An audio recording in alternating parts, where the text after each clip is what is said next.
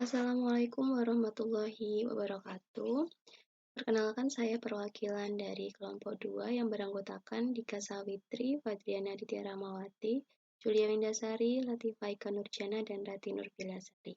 Akan mempresentasikan mengenai kegiatan PKL kelompok kami di Usaha Kecil Obat Tradisional Saptasari. Kegiatan PKL yang kami lakukan yaitu yang pertama, pengadaan bahan baku. Pengadaan bahan baku dilakukan apabila bahan baku di gudang sudah mulai menipis persediaannya. Bahan baku yang digunakan di UKT Saptasari adalah Simplisia kering. Bahan baku diperoleh melalui pemesanan dari daerah Purworejo, Pasang Beringharjo Yogyakarta, Malang, dan juga Solo. Kemudian untuk penerimaan bahan baku, proses penerimaan Simplisia perlu dilakukan pengecekan secara organoleptis meliputi rasa, bau, warna, dan juga penampilan Simplisia. Penerimaan bahan baku dilakukan di gudang UKT Saptasari. Bahan baku yang diterima disimpan di gudang bahan baku kotor. Kemudian diberi label atau tanda yang terdiri dari nama bahan baku, tanggal masuk, dan asal bahan baku. Yang ketiga yaitu proses sortasi. Tujuan dilakukan sortasi yaitu untuk memisahkan kotoran dari bahan asing seperti kerikil, rumput, tanah, bahan tanaman lain, dan bahan yang rusak dari Simplisia yang akan diproduksi. Sortasi dibagi menjadi dua, yaitu sortasi basah dan sortasi kering. Untuk sortasi kering dilakukan dengan tujuan untuk memastikan atau menjamin Simplisia terbebas dari benda asing setelah melewati proses dari sortasi basah hingga pengeringan. Kemudian pencucian. Pencucian bahan baku bertujuan untuk menghilangkan cemaran yang menempel pada bahan baku. Pencucian di UKT Saptasari biasanya dilakukan sekali dalam seminggu, yaitu pada hari Senin pagi pukul 7:30. Pencucian bahan baku dilakukan menggunakan air bersih yang mengalir hingga bersih. Kemudian proses penirisan. Penirisan dilakukan setelah bahan baku dicuci. Hal ini dilakukan dengan tujuan untuk memisahkan sisa air yang masih menempel di bahan baku atau Simplisia. Penirisan di UKT Saptasari dilakukan menggunakan alat penyaring. Kemudian proses perajangan. Perajangan merupakan proses pengubahan dari Simplisia utuh menjadi potongan Simplisia yang lebih kecil. Perajangan di UKT Saptasari dilakukan secara manual dengan pisau stainless steel. Perajangan dilakukan pada bahan seperti rimpang, batang, dan akar yang merupakan bahan berbentuk tebal, sehingga itu juga dilakukan pada daun yang berbentuk lebar. Kemudian proses pengeringan dilakukan dengan meletakkan di atas tampah, kemudian diletakkan di tempat khusus pengeringan. Pengeringan dilakukan secara langsung di bawah sinar matahari tanpa kain penutup di atas Simplisia. Namun di atas sudah tertutup dengan asbes yang terbuat dari bahan plastik berwarna putih. Pengeringan ini bertujuan untuk menghilangkan sisa air dari proses pencucian agar dapat disimpan agar didapat Simplisia yang kering sehingga kadar air mencapai kurang dari 10% agar Simplisia tidak mudah ditumbuhi mikroba atau jamur. Kemudian pembuatan sediaan, yang pertama yaitu formulasi. Di UKT Saptasari melakukan formulasi saat stok jamu dalam bentuk serbuk mulai menipis. Tahap formulasi dilakukan dari penimbangan bahan yang sudah tertulis dalam buku formulasi pada masing-masing jamu. Nah, ini untuk formulasi sediaan serbuk jamu kewan, yaitu terdiri dari temulawak 20 kg, temu ireng 3,5 kg, laos 1 kg, ceplik sari 7 kg, kumis kucing 8 kg, daun sereh 7 kg, daun sambiloto 7 kg, dan kates 7 kg, dan daun cengkeh 3,5 kg. Kemudian untuk formulasi sediaan cair obat luar, minyak sangkal putung terdiri dari daun sirih 4 kg, gadung 2 kg, kencur 2 kg, minyak madu 1 kg, gambir 1 kg, daun kayu urip 3 kg. Kemudian proses penggilingan dan pengayakan. Pencampuran Simplisia dari dalam wadah yang dicampur secara manual hingga homogen. Kemudian dilakukan proses penggilingan menggunakan mesin. Hasil penggilingan kemudian diayak menggunakan mesin pengayak nomor 120 hingga mendapatkan serbuk halus dan kasar. Serbuk kasar kemudian digiling kembali untuk dijadikan sediaan kapsul. sediaan halus akan dikemas menjadi produk jamu sediaan serbuk. Ini untuk gambar alat pengayak yang berada di UKOD Saptasari. Kemudian untuk proses selanjutnya yaitu maserasi. Maserasi adalah metode perendaman menggunakan pelarut tertentu untuk mengekstraksi produk ruahan agar terpisah dari ampasnya. Di UKOD Saptasari, tahapan ini dilakukan pada serbuk kasar dalam penyiapan produk sediaan kapsul. Pengepresan. Tahapan pengepresan merupakan tahap pemisahan ampas simplisia dengan ekstrak air yang dilakukan dengan menggunakan alat yang memiliki daya tekanan untuk memisahkan antara ampas dan hasil ekstrak setelah dilakukan maserasi. Di UKOD Saptasari, tahapan ini dilakukan saat penyiapan produk kapsul.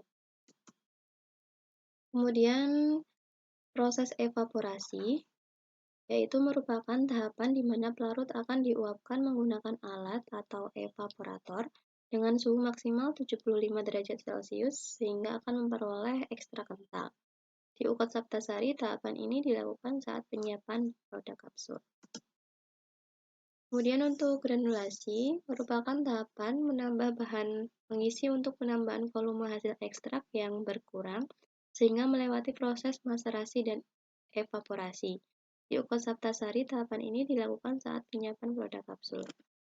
Kemudian tahap pengovenan.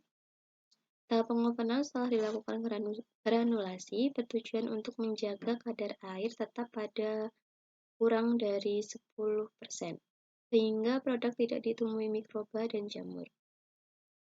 Produk halus dioven dengan suhu 50-60 derajat Celcius selama kurang lebih 24 jam.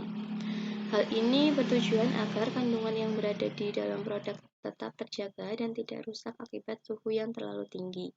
Di UKOD Saptasari, tahapan ini dilakukan saat penyiapan produk. Blender. Blender merupakan tahapan yang dilakukan untuk penghancuran kembali sediaan yang menggumpal menjadi serbuk.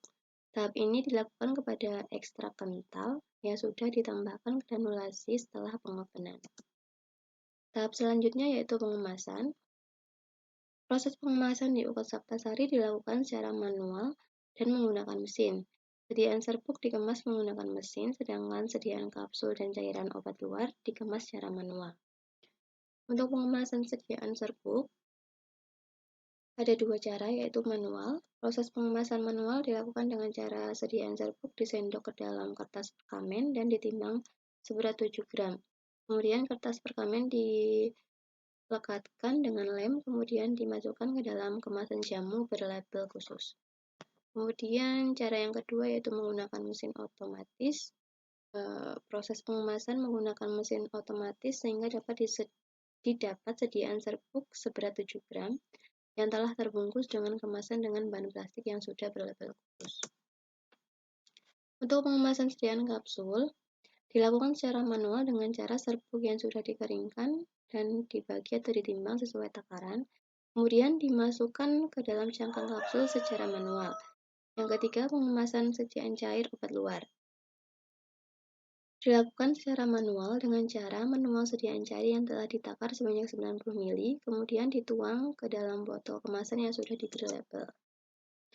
Ini untuk foto pengemasan sediaan serbuk. Kemudian yang kedua, pengemasan sediaan cair dilakukan secara manual.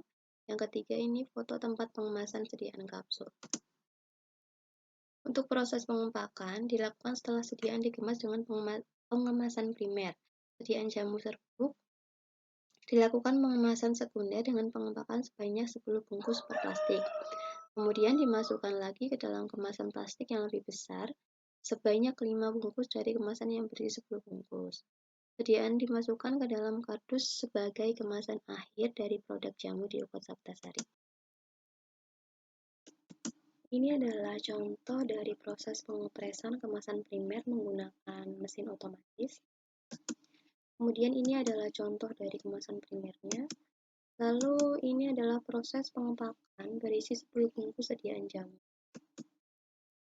Kemudian dikemas dengan plastik yang lebih besar sebanyak 5 bungkus dari kemasan yang berisi 10 bungkus tadi.